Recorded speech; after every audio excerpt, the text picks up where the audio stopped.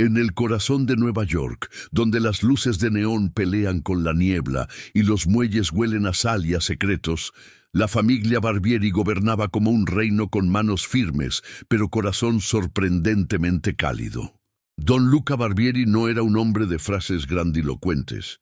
Su poder se medía en el respeto que inspiraba y en la justicia que dictaba con mano firme.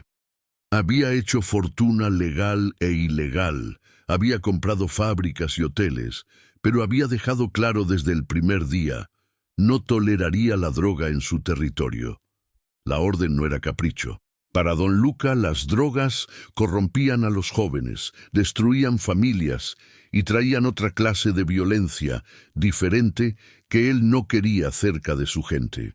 Prohibir el tráfico era tanto un principio moral como una estrategia. Salvaguardaba la lealtad de los hombres y la buena imagen frente a los negocios legítimos que usaban para lavar dinero. Yo hago lo que debe hacerse. Le gustaba decir en voz baja a sus hombres, igual que quien describe una verdad inevitable. Pero no todo vale. A su lado estaba Bruno Scaletta, su capo de confianza, su brazo derecho en la calle. Bruno tenía la sangre fría de un ejecutor y la inteligencia de un administrador. Sabía leer la ciudad como si fuera un tablero de ajedrez. Había subido desde abajo, había pagado cuotas, había guardado silencio cuando tocaba y hablado cuando convenía. Para muchos, Bruno era la versión eficiente del don. Para otros, era un hombre cuyo hambre iba más allá de la obediencia. En privado, Bruno no compartía la rigidez de Luca respecto a las drogas. Veía el mercado como una mina nueva. Millones de dólares por semana, rutas ocultas, aliados extranjeros dispuestos a poner el capital. ¿Por qué renunciar a esa riqueza cuando podía multiplicar lo que ya tenían? Bruno no era un idealista. Era un práctico al que le pesaban los números tanto como la lealtad. Y en la base de esa pirámide estaba Vito Moretti, reciente hombre hecho, nombre nuevo en la familia por recomendación de Scaletta. Vito había aprendido a respetar códigos, cobrar protección, organizar apuestas, iniciar a los que debían ser iniciados. No tenía negocios propios.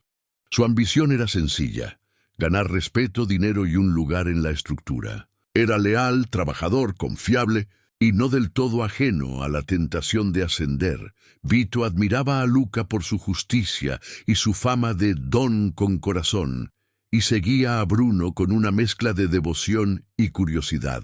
Bruno lo había presentado a la vida real del poder, la disciplina, las pequeñas recompensas, la fatiga del día a día.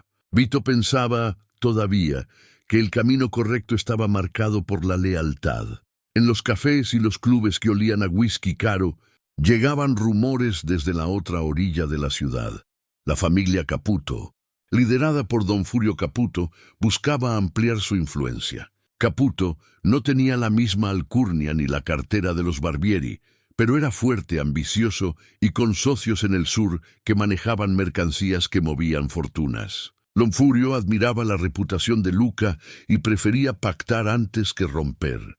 Un día de lluvia, en un despacho sin ventanas, Bruno recibió la visita que cambiaría la calma tensa de la Barbieri. Un emisario de Caputo, con chaleco oscuro y maneras medidas, dejó caer una propuesta: rutas de contrabando desde puertos latinos, cargamentos de cocaína y heroína con ganancias que superaban todo lo que la familia había visto. Don Caputo ofrecía logística, cobertura y contactos. Pedía solo un socio en Nueva York que abriese el mercado. Bruno sentó la propuesta sobre la mesa como quien muestra una fruta envenenada y observa quién la toma. Sabía que, si convencía a Luca, la familia daría un salto que la pondría en la cima absoluta. Si no, era una oportunidad que corría por las venas de la ciudad para otros.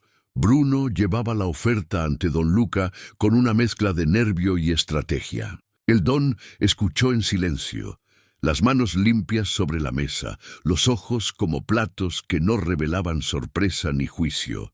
Cuando Bruno terminó, el silencio se volvió un cuarto más en la habitación. «No, Bruno», dijo Luca con la contundencia de quien no negocia lo que considera sagrado. «No tráfico. Las drogas se comen la tierra y luego a la gente. Tengo negocios legítimos que preservar. No voy a manchar esto. La negativa fue un golpe que no derrumbó a Bruno, pero sí le dejó una herida abierta. Sabía que la obediencia era la ley, que decir más era peligroso. Sin embargo, en su interior, algo crujía. El dinero propuesto no era solo ganancia, era poder. Era la posibilidad de mover piezas sin pedir permiso.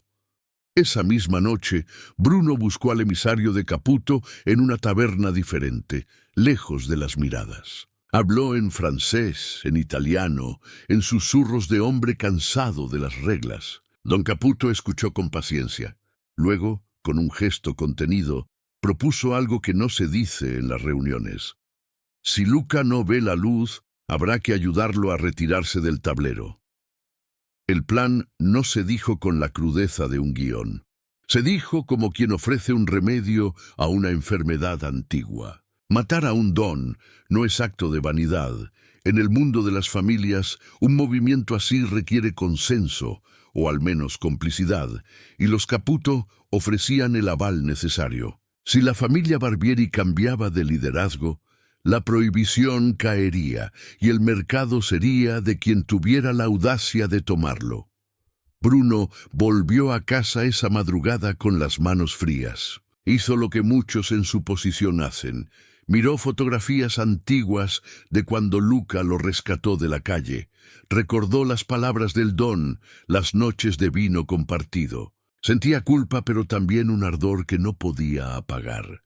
Vito, por su parte, no sospechaba aún de nada. Creía, con la lealtad de quien aún sueña, que el código seguiría siendo la brújula de su vida. Para él, la familia era un hogar. Para Bruno, la familia era una máquina que podía volverse más grande. Al amanecer, en un cuarto clausurado del viejo muelle, Bruno se reunió con don Caputo. Habló con frialdad medida, pero con la promesa de quien sabe arriesgar. Don Caputo besó la mesa como quien toma un juramento y dijo que, si Bruno podía ejecutar la tarea, si podía crear la escena que hiciera parecer la muerte de Luca algo inevitable, entonces la recompensa sería más que dinero. Sería la llave de un imperio. Bruno apretó la mano del italiano mayor. No hubo palabras de júbilo, solo un reconocimiento taciturno. En aquel apretón se rompió algo que tendría consecuencias en 1000 noches por venir. ¿Qué harías tú si tu don te prohibiera algo que podría convertirte en rey? ¿Respetarías la palabra o aceptarías la traición para alcanzar la cima? Y así quedó. La propuesta estaba en marcha, la ambición se había vestido de paciencia, y la ciudad empezaba a girar hacia un desenlace que nadie quería, y todos necesitaban evitar. Esa misma noche, Bruno buscó al emisario de Caputo en una taberna diferente, lejos de las miradas. Habló en francés, en italiano, en susurros de hombre cansado de las reglas. Don Caputo escuchó con paciencia. Luego, con un gesto contenido, propuso algo que no se dice en las reuniones. Si Luca no ve la luz, habrá que ayudarlo a retirarse del tablero. El plan no se dijo con la crudeza de un guión. Se dijo como quien ofrece un remedio a una enfermedad antigua. Matar a un don no es acto de vanidad. En el mundo de las familias, un movimiento así requiere consenso, o al menos complicidad, y los Caputo ofrecían el aval necesario. Si la familia Barbieri cambiaba de liderazgo, la prohibición caería y el mercado sería de quien tuviera la audacia de tomarlo. Bruno volvió a casa esa madrugada con las manos frías. Hizo lo que muchos en su posición hacen. Miró fotografías antiguas de cuando Luca lo rescató de la calle. Recordó las palabras del don, las noches de vino compartido. Sentía culpa, pero también un ardor que no podía apagar. Vito, por su parte, no sospechaba aún de nada. Creía, con la lealtad de quien aún sueña, que el código seguiría siendo la brújula de su vida. Para él, la familia era un hogar. Para Bruno, la familia era una máquina que podía volverse más grande. Al amanecer, en un cuarto clausurado del viejo muelle, Bruno se reunió con don Caputo. Habló con frialdad medida, pero con la promesa de quien sabe arriesgar. Don Caputo besó la mesa como quien toma un juramento y dijo que, si Bruno podía ejecutar la tarea, si podía crear la escena que hiciera parecer la muerte de Luca algo inevitable, entonces la recompensa sería más que dinero. Sería la llave de un imperio. Bruno apretó la mano del italiano mayor. No hubo palabras de júbilo, solo un reconocimiento taciturno. En aquel apretón se rompió algo que tendría consecuencias en 1000 noches por venir. ¿Qué harías tú si tu don te prohibiera algo que podría convertirte en rey? ¿Respetarías la palabra o aceptarías la traición para alcanzar la cima? Y así quedó. La propuesta estaba en marcha, la ambición se había vestido de paciencia, y la ciudad empezaba a girar hacia un desenlace que nadie quería y todos necesitaban evitar. El amanecer sobre Nueva York traía un cielo gris, como si la ciudad presintiera la tormenta que se avecinaba. En la familia Barbieri todo parecía seguir igual, reuniones, negocios, recaudaciones. Pero bajo esa normalidad, Bruno Scaletta había empezado a tejer hilos invisibles que poco a poco iban formando una red de traición. El dilema de un capo Bruno repasaba una y otra vez la reunión con don Luca. Aquel no rotundo resonaba en su cabeza como un martillo. Había visto oportunidades en el pasado, pero ninguna con el peso de la propuesta de don Furio Caputo. Rutas seguras, ganancias inmediatas, millones que podían transformarse en poder absoluto. El don había cerrado la puerta, sí, pero Bruno no estaba dispuesto a dejarla cerrada para siempre. Un capo vive para servir al don, pero un capo también muere si se queda pequeño bajo su sombra. Esa frase, repetida en su mente, lo empujaba a ir más lejos. Para sus planes, Bruno necesitaba manos jóvenes, hombres de confianza que todavía no estuvieran atados por décadas de lealtad ciega al don, y pensó en Vito Moretti. Una noche lo llamó a un bar de Little Italy, lejos de miradas. Vito llegó puntual, con la camisa aún manchada de trabajo y un brillo ingenuo en los ojos. «Vito, dime, ¿qué piensas de don Luca?», preguntó Bruno con voz tranquila, pero cargada de intención. El muchacho se tensó. «El don es un hombre justo. Me dio una oportunidad cuando nadie lo hizo. Le debo respeto». Bruno sonrió de lado. «Claro que sí, todos le debemos respeto. Pero dime, ¿alguna vez has pensado en cuánto más grande podría ser la familia si nos atreviéramos a ir más allá?» Vito lo miró confundido. «¿Más allá?» «Sí, muchacho. Cocaína, heroína, miles de billetes cada semana, territorios enteros que ahora controlan otros. ¿Nunca te lo imaginaste?» Vito calló. No quería parecer desleal, pero tampoco quería cerrar los ojos a una realidad tentadora. Bruno lo observó en silencio y entendió. El silencio del joven era una grieta que podía transformarse en lealtad futura.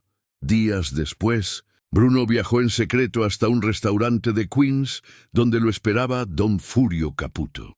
El viejo capo lo recibió con una sonrisa satisfecha, sirviéndole un vaso de vino tinto. «Me alegra verte, Bruno. ¿Y qué ha dicho tu don?» Bruno bajó la voz. Dijo que no, que nunca se mancharía con drogas. Caputo rió suavemente con ironía. «Tu don es un hombre de principios, pero los principios no llenan bolsillos ni compran armas. Yo pensé que un hombre como tú sabría reconocer la oportunidad». «Lo reconozco, don, pero necesito algo más. No puedo actuar solo. Usted sabe las reglas. Para que un don caiga, se necesita el aval de otro». Don Caputo entrecerró los ojos y asintió lentamente. «Cierto, y aquí tienes mi palabra. Si Luca Barbieri desaparece, no habrá represalias de mi familia. Es más, te ofrezco algo mejor, un porcentaje fijo de nuestras rutas, un 30%. A cambio, tú abres Nueva York para mí». Bruno estrechó su mano. En ese apretón estaba sellada la sentencia de muerte de don Luca Barbieri. Los días siguientes, Bruno empezó a moverse con cautela. Convocaba a hombres fieles, los reunía en almacenes abandonados, medía sus respuestas. Nadie hablaba de traición abiertamente, pero todos sabían que el viento había cambiado. Vito fue llamado de nuevo. Esta vez Bruno le explicó con más claridad. Pronto habrá un cambio en la familia, y yo necesitaré hombres que no tiemblen, que sepan ejecutar órdenes sin preguntas. Si te mantienes a mi lado, Vito, no serás un simple soldado. Tendrás tu propio territorio y tu propio respeto.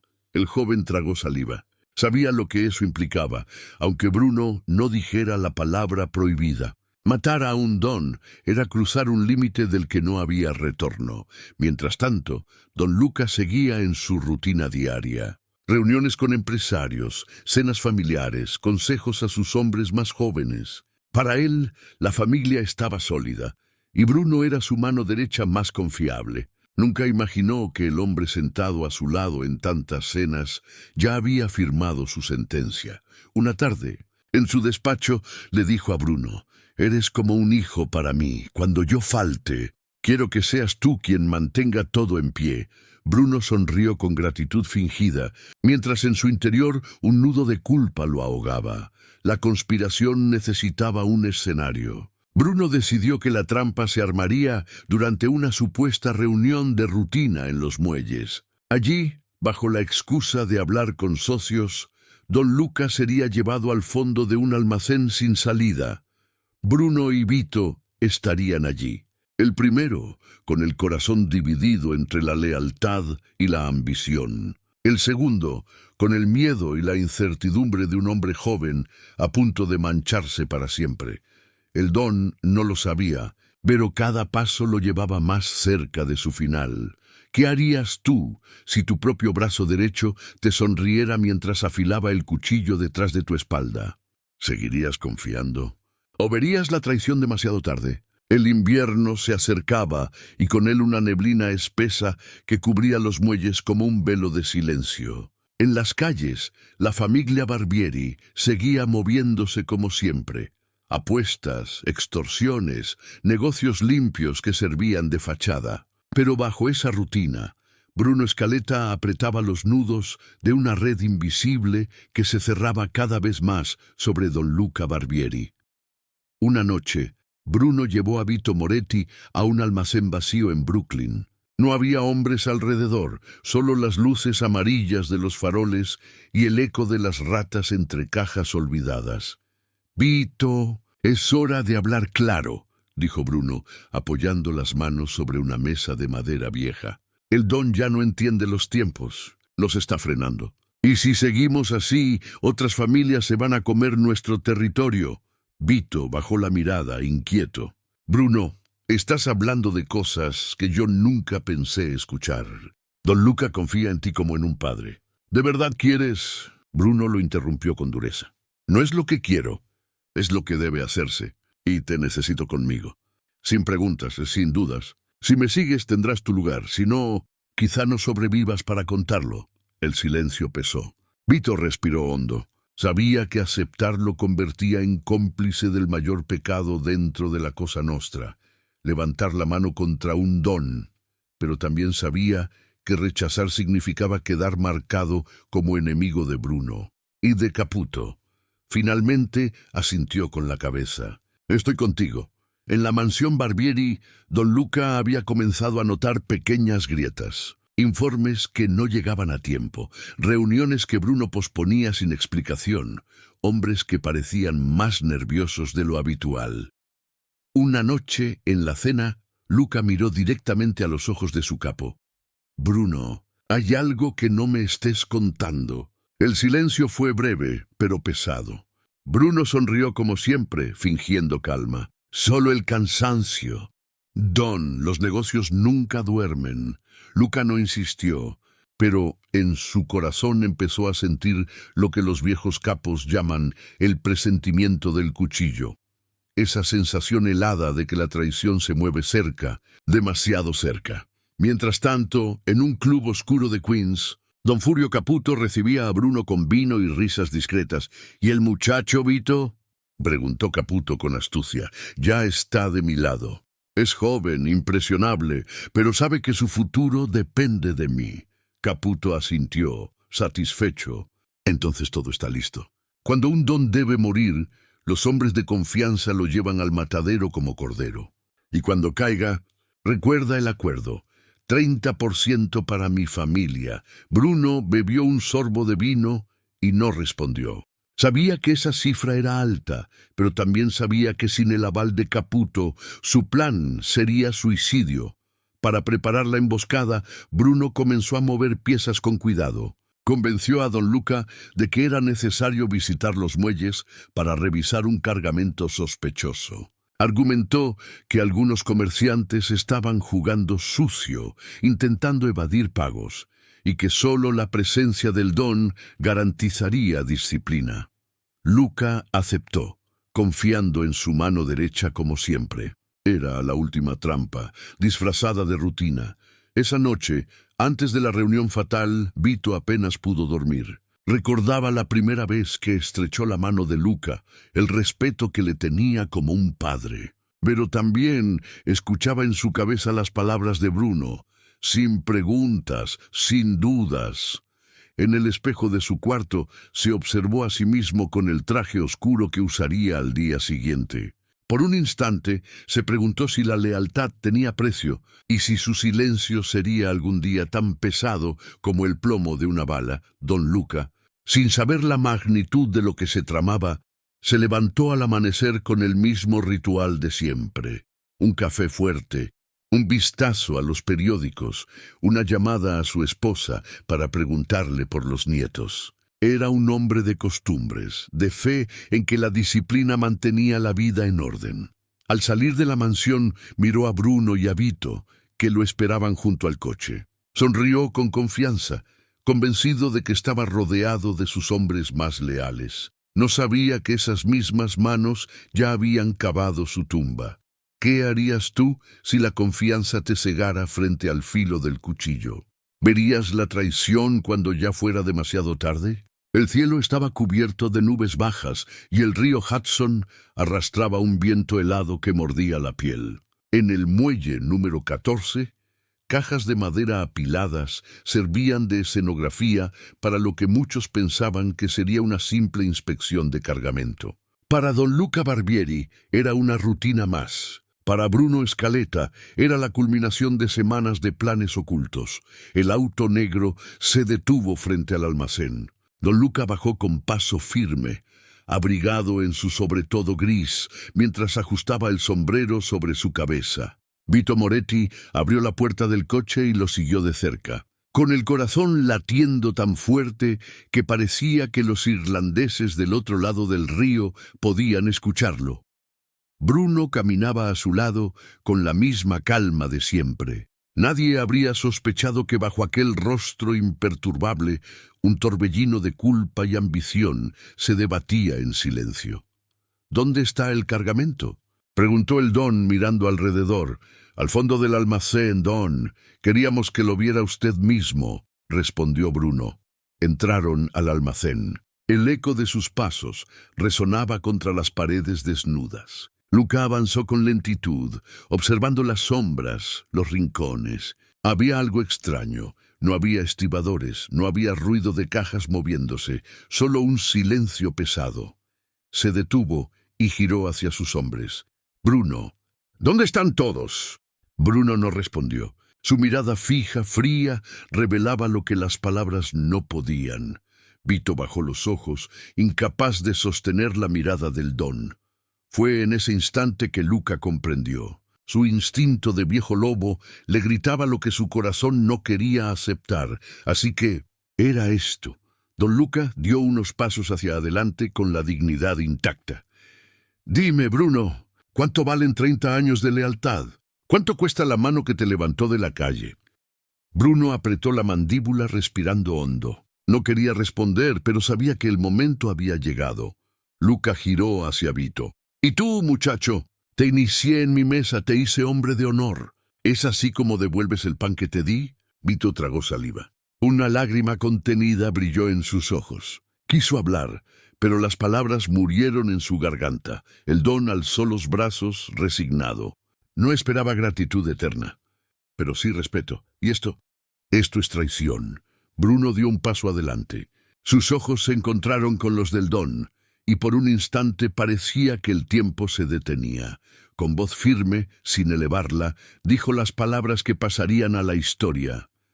No es nada personal, Don. Son solo negocios. El eco de esa frase quedó flotando en el aire como una sentencia. Don Luca cerró los ojos por un momento. Suspiró con calma como quien acepta un destino inevitable. Entonces que tus negocios te acompañen, porque jamás tendrás mi bendición. El silencio fue roto por el sonido de un arma cargándose. Vito temblaba con la pistola en la mano, incapaz de apuntar. Bruno lo miró con severidad. Hazlo, muchacho. Demuestra que estás conmigo. Pero Vito no pudo. Bajó el arma lentamente con lágrimas corriendo por su rostro. Don Luca lo miró con ternura inesperada. No lo culpes, Bruno. El chico todavía tiene alma. Tú, en cambio, ya la vendiste. Bruno levantó su propia pistola. Por un instante, la mano le tembló. Recordó las cenas, los consejos, los años caminando detrás de aquel hombre que lo había hecho capo. Una lágrima cayó sobre su mejilla antes del disparo. El estruendo retumbó en todo el almacén. Don Luca Barbieri cayó de rodillas, con la mirada fija en sus verdugos, antes de desplomarse sobre el suelo de cemento. El eco del disparo aún vibraba, cuando Vito dejó escapar un sollozo ahogado. Bruno guardó el arma, respirando con dificultad. El silencio era absoluto, roto solo por el goteo del agua en el techo del almacén. ¿Qué harías tú si la lealtad a tu don chocara con la ambición de ser rey? ¿Podrías apretar el gatillo? ¿O tu alma se rompería antes del disparo? La noticia se esparció por Nueva York como pólvora encendida. Don Luca Barbieri había muerto. Nadie hablaba en voz alta de lo ocurrido en el muelle, pero todos sabían que aquello no había sido obra del destino ni de enemigos externos. Dentro de la familia, el silencio era la primera señal de aceptación. Lo que pasó, pasó. El don había caído, y un nuevo liderazgo se levantaba. El entierro de un rey y el funeral de don Luca fue majestuoso. Hombres de traje oscuro llenaron la iglesia. Mujeres vestidas de luto lloraban en silencio. Y las velas iluminaron el rostro sereno de un hombre que se había negado hasta el final a doblarse ante el veneno de la droga. Los sacerdotes hablaron de justicia y legado, pero en los pasillos los murmullos eran otros. ¿Quién será ahora el jefe? La respuesta era obvia. Bruno Escaleta, su mano derecha, el capo que siempre había estado a su lado, se alzó frente a todos, con la mirada firme y la voz grave. La familia no se rompe. Desde hoy yo cargaré con el peso que don Luca nos dejó. Y juro que ningún enemigo nos arrebatará lo que es nuestro. Los hombres asintieron en silencio. Nadie desafió la proclamación. En la Cosa Nostra, la muerte de un don siempre abre un vacío. Bruno había sido rápido en llenarlo. Días después, Bruno llamó a Vito Moretti a su despacho. El joven aún cargaba con la culpa de aquella noche, pero sabía que el silencio era lo único que lo mantenía con vida. Bruno lo miró como quien mide un arma antes de usarla. Vito, lo que pasó en el muelle queda entre nosotros. El don murió, sí, pero la familia sigue. Y yo necesito hombres dispuestos a ensuciarse las manos. Caputo exige resultados. Desde hoy serás el responsable de las rutas de cocaína y heroína. Es tu territorio. Vito sintió un escalofrío. Sabía que aceptar era condenarse a un mundo aún más oscuro, pero también sabía que negarse significaba la muerte. Asintió lentamente. Haré lo que sea necesario, don Bruno. El nuevo don sonrió satisfecho. Eso quería escuchar. Pocos días después, Bruno se reunió con don Furio Caputo en un club privado. El viejo capo lo recibió con un gesto de satisfacción. Así que el viejo Barbieri ya no está. Brindemos, Bruno, brindemos por los nuevos tiempos. Chocaron las copas. Caputo no tardó en recordar el acuerdo. 30%. Ese fue el trato. Y quiero verlo llegar cada mes, sin retrasos. Bruno asintió con calma, aunque por dentro le ardía la humillación de compartir lo que ahora consideraba suyo. Lo tendrás. Don Furio, palabra de un Barbieri Caputo, sonrió complacido. Sabía que había conseguido lo que siempre había querido, influencia sobre la familia más poderosa de Nueva York. Las calles cambiaron rápido. Don Luca había prohibido la droga, pero don Bruno Scaletta la abrazó como el negocio del siglo. En cuestión de semanas, los bares se llenaron de polvo blanco, los callejones de agujas y los bolsillos de billetes nuevos. Los soldados celebraban porque el dinero fluía como nunca. Los capos sonreían porque el poder se multiplicaba. Pero los viejos, los que aún recordaban la voz firme de Luca diciendo «no todo vale», murmuraban con tristeza en las sombras. Vito se convirtió en el encargado directo del tráfico. Coordinaba cargamentos, sobornaba policías, negociaba con distribuidores. Su nombre empezó a circular en barrios donde antes nadie lo conocía, pero por las noches, cuando se miraba al espejo, recordaba los ojos de don Luca la última vez que lo había visto. Aquella mezcla de decepción y ternura lo perseguía como un fantasma. Sabía que el poder que tenía era fruto de una traición, y sabía que tarde o temprano ese precio lo alcanzaría. Bruno, sentado en el sillón que había pertenecido a don Luca, se convencía a sí mismo de que todo había sido necesario. «No es nada personal, son solo negocios», repetía como un mantra, pero en el fondo sabía que cada dólar que entraba estaba manchado con la sangre de un hombre que lo había considerado como a un hijo. ¿Qué harías tú si heredaras un trono construido sobre la traición? ¿Celebrarías el poder? ¿O temerías el eco de la sangre que lo sostiene? La ciudad nunca duerme, dicen de Nueva York, pero desde la caída de don Luca Barbieri, la ciudad soñaba distinto. Las calles se llenaron de un polvo blanco que brillaba más que las luces de Times Square, y los barrios italianos respiraban un aire que olía a riqueza rápida y a muerte lenta. Don Bruno Scaletta se instaló en el trono como si siempre le hubiera pertenecido. Sus órdenes eran rápidas, su voz firme, sus ojos más fríos que nunca. Donde Luca había visto límites, Bruno veía oportunidades. Donde el viejo don había dicho «no todo vale», Bruno respondía «en los negocios todo vale». Los soldados se alinearon. El dinero fluía como nunca antes. Restaurantes, bares, muelles, todo se convertía en puntos de distribución. Los enemigos que antes se atrevían a desafiar a los Barbieri ahora buscaban alianzas, porque sabían que el narcotráfico les había dado un poder descomunal.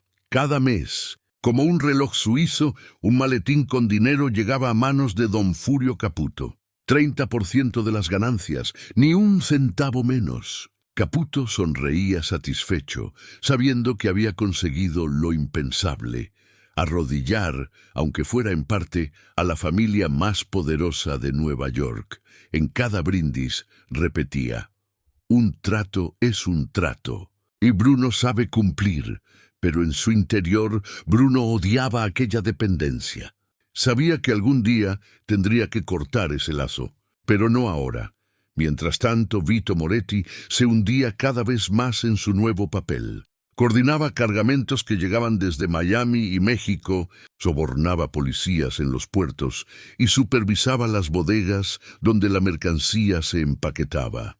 De ser un simple soldado que recogía apuestas, pasó a ser el responsable directo del veneno que inundaba Nueva York. Su nombre comenzó a tener peso, pero también miedo. Por las noches en soledad, la culpa lo devoraba. Recordaba la voz de don Luca, su mirada paternal, y cada vez que encendía un cigarro para calmar los nervios, se preguntaba si su vida valía lo que había hecho en el muelle. ¿De qué sirve ser alguien si para lograrlo tuve que matar al único hombre que creyó en mí? Susurraba a veces, aunque nadie lo escuchara. En los barrios, los viejos hablaban de don Luca como si fuera un mito. Recordaban que había protegido a las familias, que nunca dejó que la droga envenenara a los jóvenes, que mantenía un código que ya nadie respetaba. Con Luca había orden, con Bruno solo hay dinero y miedo, murmuraban en las esquinas. Pero el dinero callaba bocas. Los billetes nuevos construían lealtades más rápido que los recuerdos. Y poco a poco, el nombre de Luca se fue borrando de los labios, aunque nunca del corazón de los que lo habían amado. En su despacho, Bruno se servía whisky cada noche. Miraba el retrato de Luca que aún colgaba en la pared. Nadie se atrevía a quitarlo, como si hacerlo fuera tentar a la maldición. A veces, Bruno hablaba solo frente al retrato. No fue personal, Don. Fueron negocios, y gracias a esos negocios, la familia nunca ha sido más fuerte, pero al fondo de su voz había un temblor. Sabía que cada dólar que contaba estaba manchado de la sangre del hombre que lo había salvado. Epílogo: los años pasaron. La familia Barbieri se convirtió en sinónimo de droga, violencia y poder absoluto. Vito Moretti, aunque joven, se volvió un nombre temido en la ciudad. Don Caputo siguió cobrando su tributo, satisfecho de haber puesto su marca en la historia, pero entre sombras y susurros, una verdad permanecía. Todo aquel imperio había nacido de una traición. Y en la Cosa Nostra las traiciones nunca se olvidan. ¿Qué habrías hecho tú? ¿Seguir el camino de la lealtad y morir pobre? ¿O mancharte las manos de sangre para vivir como un rey? En este mundo, la línea entre el honor y la ambición es tan delgada como el filo de una navaja.